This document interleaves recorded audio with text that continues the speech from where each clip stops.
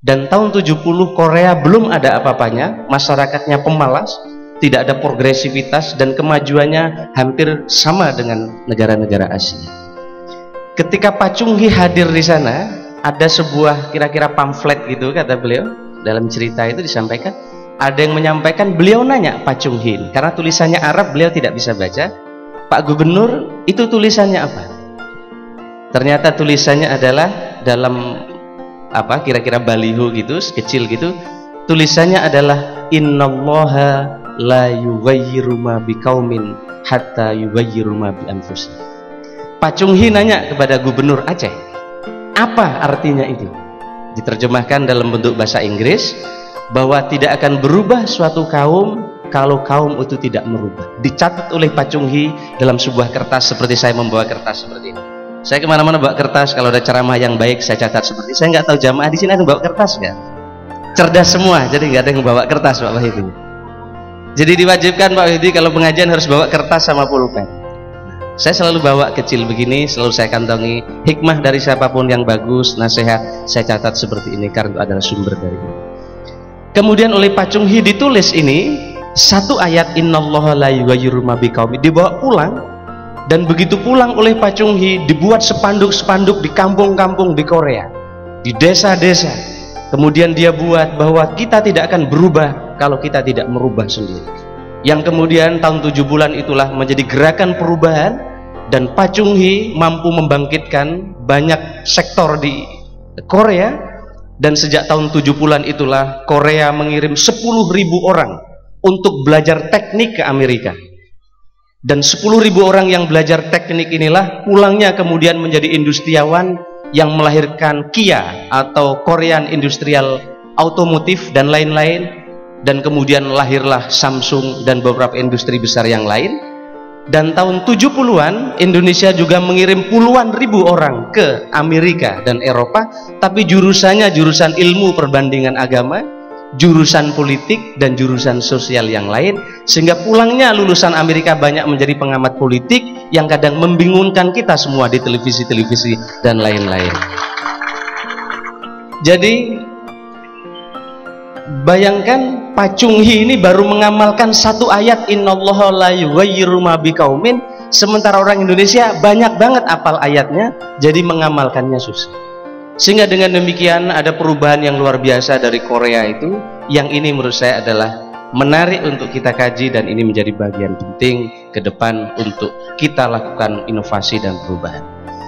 Para jamaah yang rahmati Allah, kita hari ini ingin mengaji tentang fitrah. Maka tadi mohon maaf yang dibaca oleh Ustadz Isnaini itu surat Al-Ahzab, padahal yang kita maksud adalah surat Ar-Rum ayat 29 dan Ar-Rum ayat 30. Ayatnya begini, balittaba'al ladzina dzalamu ahwa'ahum bighairi ilm. Setelah ayat ini kemudian fa'akim wajhaka lid-dini hanifa fitratallah allati fataran nasa 'alaiha la tabdila li khalqillah. Jadi kira-kira itu yang ingin kita kaji. Tadi salah bukanya, ayatnya benar tapi suratnya Al-Ahzab. Di sini disebutkan para jamaah, orang-orang zalim itu yang diikuti adalah hawa nafsunya. Orang yang menganiaya diri sendiri, orang yang tidak pandai menempatkan pada posisi yang sebenarnya, menempatkan agama pada posisinya, dan menempatkan dirinya sebagai hamba, ini disebut orang-orang yang zalim.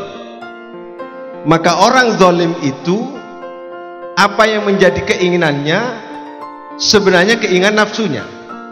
Apa yang menjadi tujuannya adalah tujuan nafsunya. Apa yang menjadi cita-citanya adalah cita-cita nafsunya. Keinginan yang disebut hawa nafsu, ahwa'ahum adalah, hawa itu artinya jatuh. Orang yang mengikuti hawa nafsu pasti jatuh derajat kemanusiaannya. Maka kalau kita kemarin ngaji tentang fahsya, ngaji tentang mungkar, mengaji tentang kezaliman, su' dan al-bagh, itu sebenarnya adalah ciri-ciri orang yang mengikuti hawa nafsu. Orang yang mengikuti hawa nafsu sebenarnya telah menerjunkan dirinya dari derajat ketinggian, wa antumul a'launa, kemudian diturunkan kemudian kepada derajat yang sangat rendah, yaitu derajat kehewanan. Maka kalau ada orang yang mengikuti hawa nafsu, sebenarnya dia sedang menjadikan hawa nafsunya sebagai Tuhannya. Afara'aita man ittakhadha ilahahu hawa. Apakah engkau tahu dan mengetahui ada orang yang Tuhannya itu diambil dari hawa nafsunya? Dia mengambil Tuhan, dia memilih Tuhan, dia memilih sesembahan. Sesembahan itu sebenarnya adalah hawa nafsunya. Ilahahu hawahu. Tuhannya itu adalah sebenarnya hawa nafsunya. Tuhannya itu adalah keinginan pribadinya yang mendorong dia keluar dari fitrah keagamaan, yang keluar dari hal-hal yang bersifat akliyah, yang tidak rasional. Kalau kita mengikuti keinginan-keinginan hawa nafsu kita, maka ada beberapa resiko yang akan kita hadapi. Pertama, wa'adallahu Allahu ala ilmin. Allah akan membiarkan posisi manusia itu jika mempunyai ilmu, ilmunya dibiarkan sesat, dan ilmunya mengantarkan dia melakukan kesesatan dan berpikir hal-hal yang keluar dari koridor agama. Jadi kalau ada orang alim, kalau ada orang berilmu, kemudian tingkah lakunya, sikap pribadinya justru tidak mencerminkan hal-hal yang bersifat fitrah keagamaan, keluar dari Al-Quran, keluar dari sunnah, padahal dia mengerti betul bagaimana isi kandungan Al-Quran, hafal bahkan dengan Al-Quran, tapi kemudian keluar dari frame Al-Quran dalam sikap, tingkah laku dan ucapan, sebenarnya bisa jadi orang-orang ini telah mengambil Tuhannya adalah hawa nafsunya. Siapa mereka? Orang yang tidak mau mengikuti keinginan Allah, orang yang tidak mengikuti perintah Allah, orang yang menentang larangan Allah. Orang-orang yang menentang larangan Allah, orang yang tidak mau mengitu dan menawar apa yang menjadi perintah-perintah Allah, sebenarnya dia adalah telah mengikuti hawa nafsu itu. Misalnya para jamaah, ada orang ingin mencari rezeki, dia punya keyakinan bahwa ritual ini, tradisi ini bisa mendatangkan rezeki, padahal Allah telah menyatakan bahwa kullu nafsin bima kasabat, bahwa sebenarnya setiap manusia itu tergantung dari usahanya. Rohina, tergantung dari usahanya. Maka ketika dia datang ke dukun, lalu melakukan ritual-ritual yang di luar konteks keagamaan, sebenarnya dia telah menjadikan dirinya sebagai Tuhan. Karena Allah menyebutkan bahwa rezeki itu bisa jadi ada 3 jalan. Kullu nafsin bima kasabat rahinatun. Bahwa yang pertama adalah karena usaha, yang kedua adalah karena kesungguhan, dan yang ketiga adalah min haitsu la yahtasib. Kalau ada keyakinan-keyakinan bahwa yang bisa memberi rezeki itu ada keyakinan di luar Allah, maka sesungguhnya kita telah mengorbankan keyakinan kita, dan kita telah menyatakan bahwa nafsu kita sebagai Tuhan kita. Orang-orang yang seperti inilah yang sebenarnya wa'adallahu Allahu ala ilmin, yang disesatkan ilmunya oleh Allah Subhanahu wa ta'ala. Para jamaah rahmati Allah, termasuk orang yang menepuk dada, orang yang merasa pintar, orang yang merasa cukup, tidak butuh ilmu pengetahuan, tidak butuh nasihat. Tidak ada di dunia ini yang tidak butuh ilmu, tidak ada di dunia ini yang tidak butuh nasihat, tidak ada di dunia ini yang sempurna. Ketika ada orang mengatakan dia lebih sempurna daripada yang lain, bisa jadi orang ini telah menyembah hawa nafsunya. Orang yang seperti inilah yang sebenarnya bisa jadi mendapatkan risiko dari Allah. Wa'adallahu Allahu ala ilmin. Dia akan disesatkan ilmunya, punya ilmu, tapi ilmunya justru mengantarkan dia kepada jurang kesesatan. Yang kedua, wa khatama ala sam'ihi. Resiko orang yang menyembah Tuhannya dari hawa nafsunya adalah dia itu akan dikunci oleh Allah pendengarannya, tidak mudah menerima nasihat, tidak mudah mendengarkan ayat-ayat Allah. Orang seperti ini sebenarnya adalah orang yang telah menjawa dirinya sebagai hawa nafsunya, termasuk curiga, zon. Orang zon itu, Pak, tidak akan pernah bisa menerima kebenaran walaupun sedikit. Inna dzonna la yughni minal haqqi syai'an. Sesungguhnya zon, curiga, itu tidak akan mampu menerima kebenaran walaupun sedikit. Karena curiga itu adalah hawa nafsu, prasangka itu adalah hawa nafsu. Maka orang-orang yang suka curiga kepada orang lain sebenarnya telah menutup dirinya, menutup pendengarannya dari ayat-ayat Allah. Jadi kalau ada orang, kalau dinasihati sulit, itu bisa jadi kebiasaannya adalah curiga. Yang ketiga ada waqalbi, hatinya qasiyah, hatinya kasar, hatinya keras, karena dia tidak ingin mengikuti ajaran-ajaran dari Nabi besar Muhammad sallallahu alaihi wasallam. Wa ja'ala 'ala basari ghisawah, kemudian penglihatannya ditutup oleh Allah Subhanahu wa taala, tidak punya kepekaan sosial. Jadi kalau kita punya pemimpin datang di pengajian berarti peka, pemimpinnya peka, kan begitu Pak ya? Pemimpinnya peka terhadap gejala-gejala sosial. Ada PGRI punya kesadaran untuk mengaji bersama dengan jamaah, kemudian ada jamaah umroh, ada santunan anak yatim. Awalnya bupati nggak tahu kalau ada undangan, awalnya begitu. Tapi bupati mendengar bahwa PGRI akan mengadakan suatu kegiatan bersama Ad-Dzikri untuk menyantuni 1000 anak yatim dan memberangkatkan umroh. Bupati telepon, saya mau datang. Ini bupati yang peka berarti. Ya toh? Kalau nunggu undangan berarti bupatinya nggak peka. Alhamdulillah bupatinya nggak usah diundang, datang. Para jamaah yang rahmati Allah, itu resiko yang keempat. Ada resiko yang kelima. Walau tabal haqqu ahwa'ahum la fasadatis samawati wal ardu wa man fihinna. Kalau al-haq, kalau Al-Qur'an, kalau Allah, kalau Rasulullah disuruh mentoleransi, disuruh merekomendasi keinginan-keinginan setiap manusia sesuai dengan hawa nafsunya, maka akan membawa kerusakan dunia, membawa kerusakan langit dan bumi, dan seluruh kehidupan yang ada di dalamnya akan rusak. Kalau Al-Quran disuruh mentoleransi tradisi, kalau Al-Quran disuruh mentoleransi budaya yang menyimpang dari ajaran Al-Quran itu sendiri, maka jangan sekali-kali paksa undang-undang itu harus diikuti oleh undang-undang dasar. Peraturan pemerintah harus diikuti oleh undang-undang. Maka seharusnya undang-undang harus mengikuti undang-undang dasar. Maka apabila ada kegiatan-kegiatan walaupun sesuai dengan undang-undang, walaupun sesuai dengan peraturan pemerintah, kalau tidak sesuai dengan undang-undang dasar 45, maka akan dibatalkan oleh Mahkamah Konstitusi. Kalau ada perilaku, kalau ada sikap yang seolah-olah benar, baik menurut pendapat umum, sesuai dengan tradisi dan budaya, tapi kalau tidak sesuai dengan Al-Quran, harus segera kita tinggalkan. Kalau tidak, berarti kita telah mendaftarkan diri untuk rusak hidup di muka bumi ini dan merusak langit dan bumi. Ini resiko yang akan kita hadapi apabila kita mengikuti hawa nafsu kita.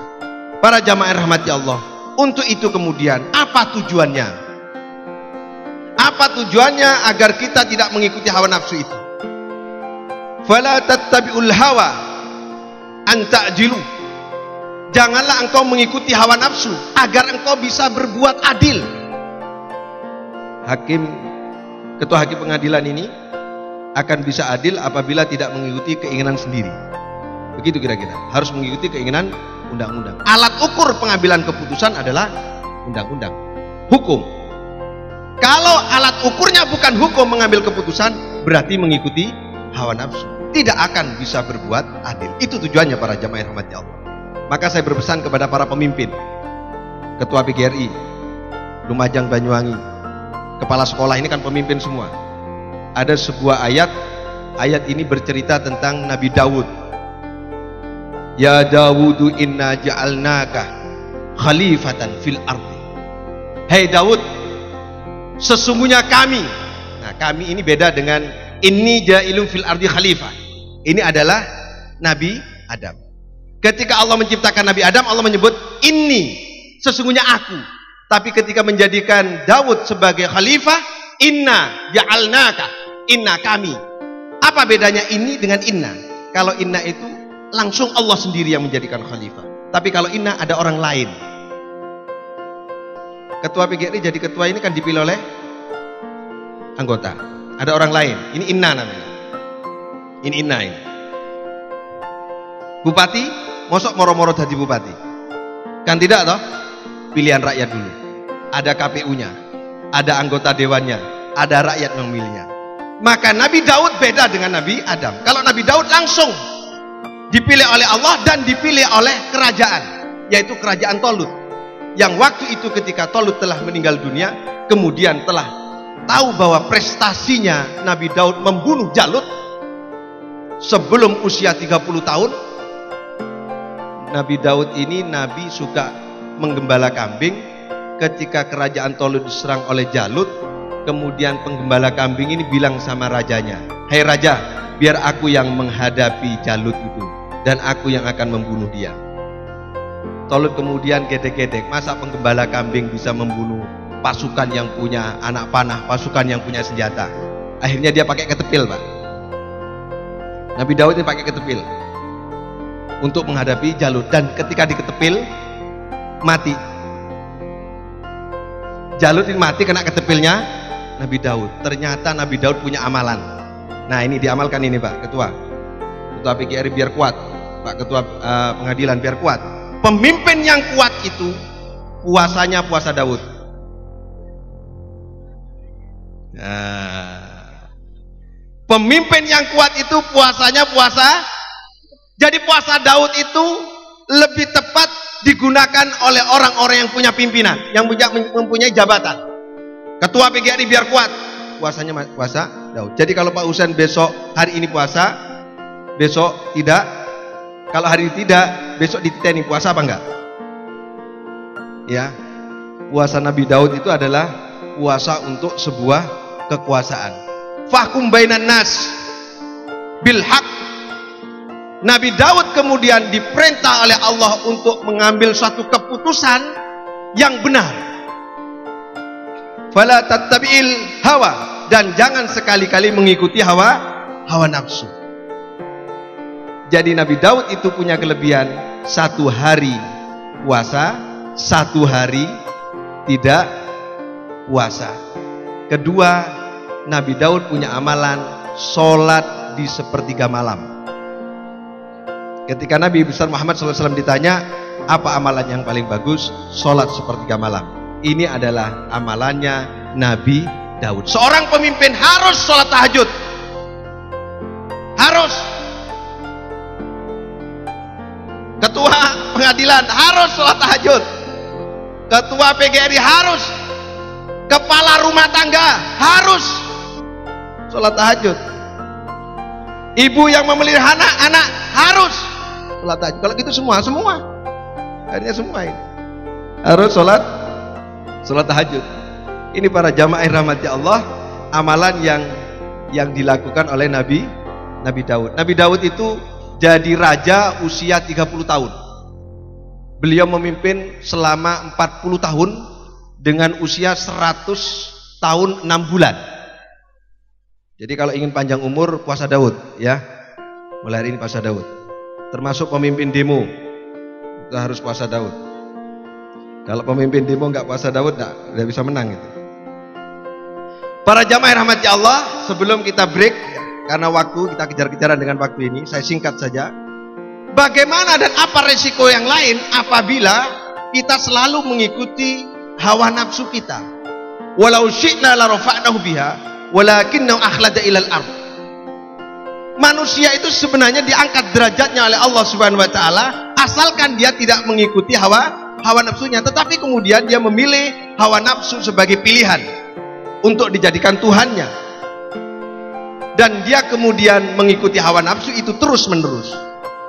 Kalau ada orang yang menuhankan hawa nafsunya dan menjadikan hawa nafsu sebagai Tuhannya, maka Allah memperumpamakan di dalam Al-Quran, famataluhu kamatalil kalb, orang itu seperti anjing, intahmil alayyal had au tatrukhu yalhad. Dia kalau dikasih makan itu ya melet, nggak dikasih makan melet, disuruh ya melet, nggak disuruh melet, duduk juga melet, berdiri melet, lari juga melet, berjalan biasa juga melet.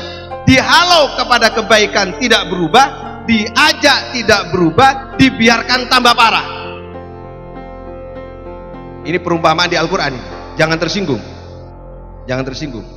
Kalau sudah mengaji tiap minggu tapi tidak ada perubahan, tahajud tidak pernah dikerjakan, mengaji dan membaca Al-Quran tidak pernah dikerjakan, sedekah tidak pernah dikerjakan, semakin lama semakin bakhil, sebenarnya posisinya adalah famataluhu kamatalil kalb, seperti anjing. Maka para jamaah rahmat Allah, kami ingin mengajak pada kesempatan ini, mari kita tekan hawa nafsu kita. Mudah-mudahan kita ini tidak mengikuti hawa nafsu kita, dan nanti insya Allah kita akan dimasukkan surganya Allah oleh Allah Subhanahu wa Ta'ala. Wa nahan nafsa anil hawa, kita harus menahan diri agar kita ini tidak mengikuti hawa nafsu. Baik, ini biar tidak jenuh, kita break sejenak, kita sholawat. Sholawatnya yang mana dulu ini?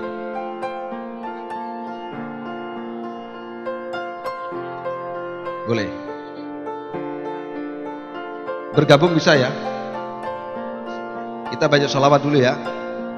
Ini ada anak SMA kota, kita sholawat badar aja biar bisa semua. Sini sholawat, sini sholawat, sini sholawat, sholawat badar bersama-sama. SMA kota berdiri. Ini ngajinya dikejar-kejar waktu ini. Ini generasi emas. Ayo kita berdiri. Ya, yang sholawat berdiri. Kita kolaborasi ini, walaupun tidak janjian bersama-sama ini. Kita mulai.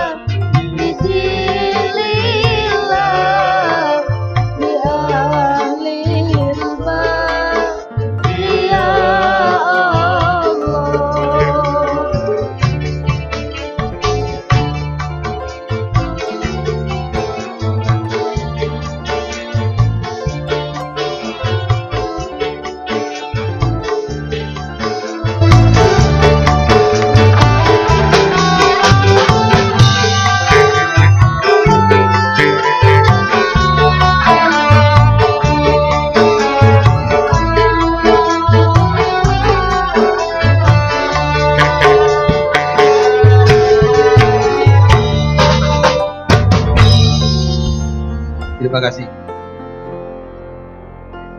Kebalikan dari hawa nafsu itu adalah fitrah para jamaah. Maka ada ayat fa'akim wajhaka lid-dini hanifah. Maka kita harus mempertahankan fitrah kita. Yang membuat kita berbeda itu ketika bicara hukum, yang membuat berbeda itu kan persepsi. Ketika kita bicara kepentingan, itu yang membuat berbeda itu adalah prasangka, keinginan, tujuan.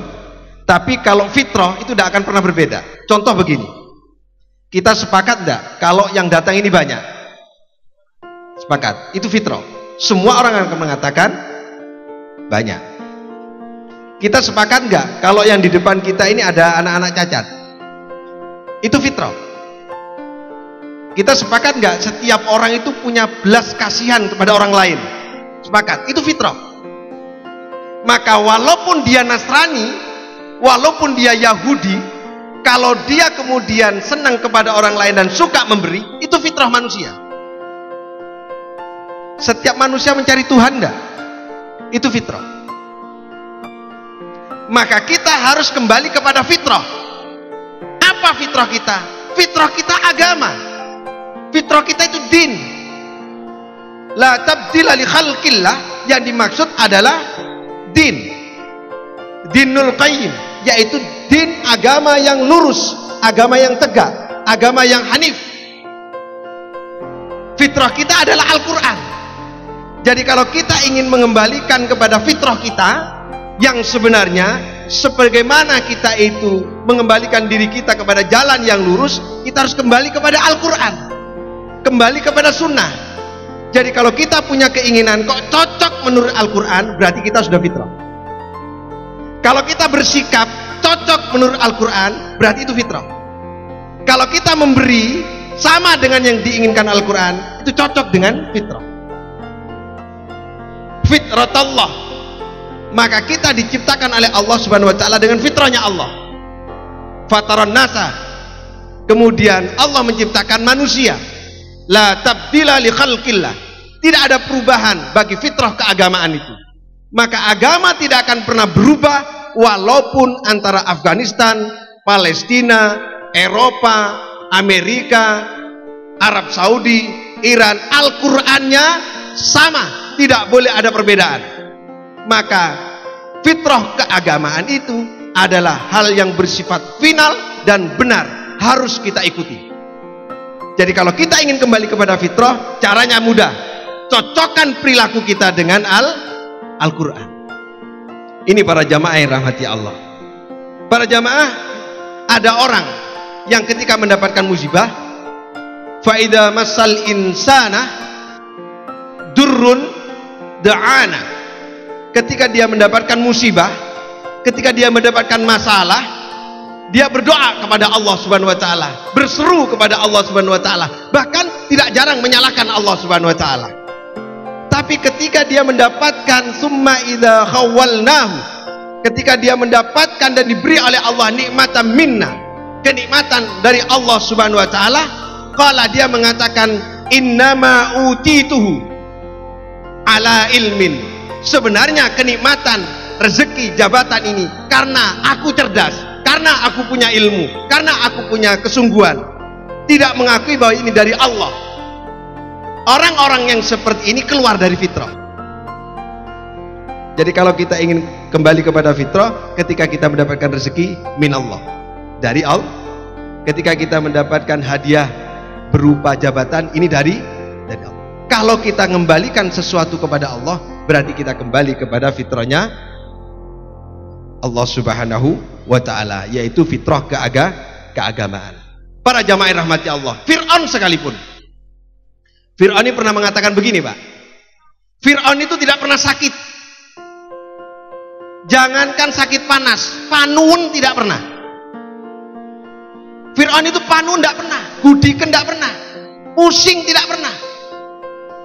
Apa akibatnya? Karena beliau tidak pernah sakit, dia mengatakan ana rabbukumul a'la, aku ini Tuhan. Buktinya aku tidak pernah sakit, aku tidak pernah melarat, aku tidak pernah susah, aku terus jaya, aku punya kerajaan. Kerajaanku tidak pernah diruntuhkan oleh siapapun, dan aku tidak pernah dikalahkan oleh siapapun. Maka orang itu kemudian mengatakan ana rabbukumul a'la. Jadi bersyukurlah yang sering sakit. Kalau nggak pernah sakit, garai sombong. Kalau nggak pernah jatuh, nggak pernah miskin, garai sombong. Saya kira Pak Qaddafi dulu asalnya kan tidak punya ya Pak, sekarang kaya. Ketua pengadilan dulu asalnya kan anggota, bahkan jurkam P3 dulu. Sekarang jadi ketua pengadilan. Kita harus pernah ada di atas dan harus pernah mengalami di bawah, agar kita tidak sombong sebagaimana Fir'aun. Fir'aun mengatakan ana rabbukumul a'la. Tapi kemudian ketika Fir'aun mengejar Nabi Musa, nah ini kembali kepada fitrah kemudian. Ketika mengejar Nabi Musa di lautan itu, dan lautan dibelah oleh Nabi Musa dengan tongkatnya, Fir'aun mengejar, masuk melewati belahan lautan itu. Ternyata setelah Musa keluar dari laut dan kemudian Fir'aun ada di tengah laut dan digulung dengan ombak, ada sebuah kesadaran fitrah dari Fir'aun. Fir'aun mengatakan, qala amantu, aku beriman kepadamu ya Allah, annahu la ilaha illalladzi amanat bihi banu Israil wa ana minal muslimin. Ya Allah, aku beriman kepadamu, kepada Tuhannya Nabi Musa, dan aku ini seorang muslim. Apa nunggu kepepet dulu? Apa menunggu kecepit dulu? Baru kita mengatakan amantu billah. Baru kita menyatakan aku beriman kepadamu ya Allah. Maka kemudian dijawab, al-ana, iya saiki kon ngomong ngono. Waqad asaita qablu wa kunta minal mufsidin. Wong sabene awakmu itu ngomong ana rabbukumul a'la, kok saiki ngomong amantu billah. Mumpung belum ajal menjemput, mumpung belum kejepit, mumpung umur belum diambil, mari kita taat kepada Allah Subhanahu wa ta'ala. Fir'aun yang menyatakan dirinya Tuhan, tidak hanya sombong, menyatakan dirinya adalah Tuhan, pada suatu saat keluar fitrah aslinya, dia menyatakan bahwa beriman kepada Allah Subhanahu wa ta'ala. Kita ini kan bukan Fir'aun. Ya, istrinya Fir'aun siapa namanya Bu? Asia. Bu, ini khusus ibu-ibu ya.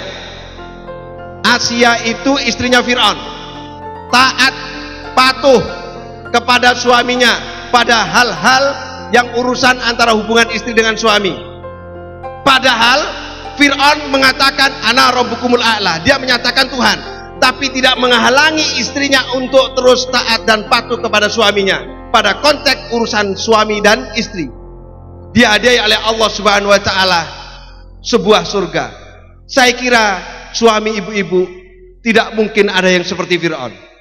Jadi tidak ada alasan seorang ibu di Kabupaten Banyuwangi tidak taat sama suaminya. Karena insya Allah para suami ini adalah sholat, ya toh Pak, taat, patuh dan tidak mengaku Tuhan. Istrinya Fir'aun patuh, tunduk, mau mengikuti dan mau melayani suaminya. Padahal dia adalah Fir'aun yang mengaku Tuhan. Apalagi suami ibu-ibu itu bukan Fir'aun. Jadi bapak-bapak, kalau ada suami bapak-bapak ibu, bapak-bapak saudara sekalian kok tidak patuh, tidak taat kepada bapak-bapak, bilang aja, saya ini bukan Fir'aun. Istrinya Fir'aun aja tak patuh, saya ini bukan Fir'aun, saya tahajud, saya mengaji. Begitu Bapak Ibu yang saya hormati. Mudah-mudahan sedikit ini ada manfaatnya. Dan karena ini akan umroh, saya ingin sampaikan kepada seluruh para jamaah, umroh itu asal katanya sama dengan takmir. Takmir, umroh, umur, satu akar kata itu. Artinya memelihara. Orang umrah itu sebenarnya memelihara. Kalau takmir masjid, memelihara masjid. Kalau umur, memelihara diri selama kita hidup. Umur, proses pemeliharaan. Kalau umroh, memelihara hubungan kita dengan Allah Subhanahu wa ta'ala. Maka ini adalah perjalanan suci, rihlah muqaddasah.